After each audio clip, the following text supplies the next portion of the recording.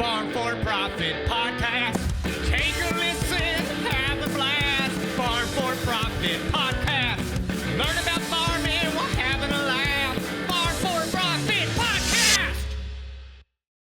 So, you really want to do this? Yeah, we want to do this. You want to talk about prices Yeah, I want to talk about in an prices. environment where prices are just ticking everyone off. That's correct. What is your message that you have for the farmers?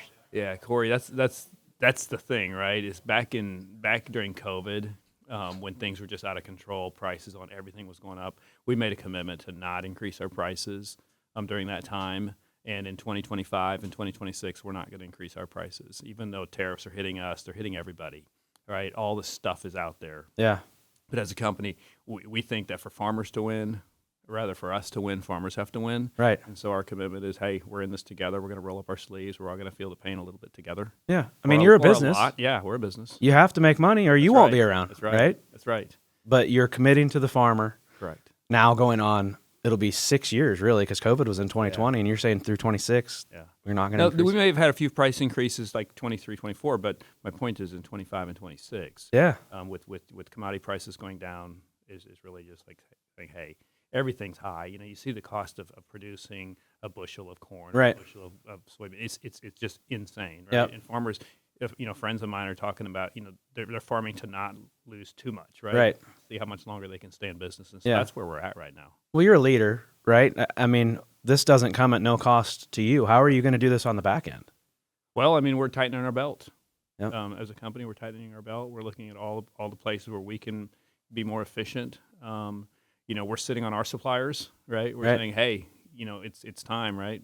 Because once again, if our farmers don't win, we don't win. Right. And that is so critical. Well, as a farmer, I commend you because it has felt like no one's listening. Yeah. Right. In the input space and everything that we need to farm, it just seems like, nope, they're going to stay going up. Yeah. And that's just not how the commodities work. I mean, everything's going down and our prices are going up for everything that it takes to farm. And it's very annoying and it takes a mental load on the farmer. Yeah. Right. So to hear can't imagine. Someone like you say that, I thank you. Yeah. So. One of the things that people talk about is government bailouts, and that is an alternative. But I think as businesses, right, we've got to solve these problems ourselves. Government bailouts are not a long-term solution, Right. And we're in a world market now. We hear about all the acreage that's opening up in Brazil. Yeah. That's going to put pressure on prices, right? Right. And so as an industry, I think we have to get better. We have to become more efficient. We have to cut the fat.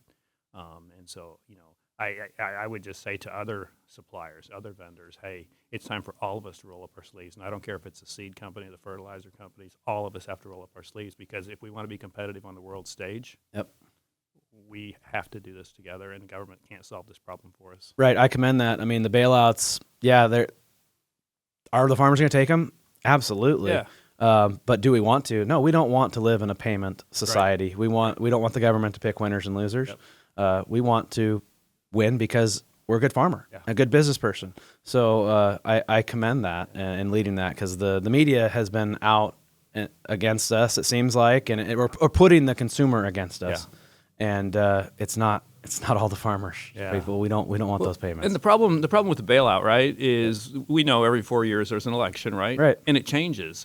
And so as a business person, how do you run your operation, right, not knowing what's going to happen in a Yeah. few years? So the key is for us to run good businesses, Yeah. right? We have to be profitable, and we have to be profitable without government payouts. Yep. Be a good business that will win in any environment. That's right. So Absolutely. be resilient. Yep. And I will say one other thing that, as I think about the American farmer, and I'm sure it's true of farmers all over the world, is the amount of challenge that a farmer has to face, right? You guys have to be good at so many things, Yeah. right?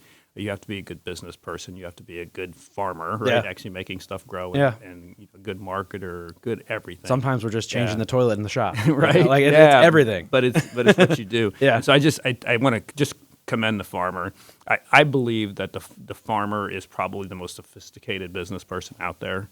A doctor has to be good at certain things, right? Right. They don't have to be good at a lot of stuff. Yeah. Right? A lawyer has to be good at certain things or whatever. A farmer has to be good at everything. Yep. And so I just once again commend the farmer. And like I say, we're in this together. Well, you heard it here first. AgXplore is keeping their prices the same, and hopefully not going to be gouging everyone like all the other inputs. So That's thank right. you for that, Tim. Absolutely. Yep. Have a blast. Farm for Profit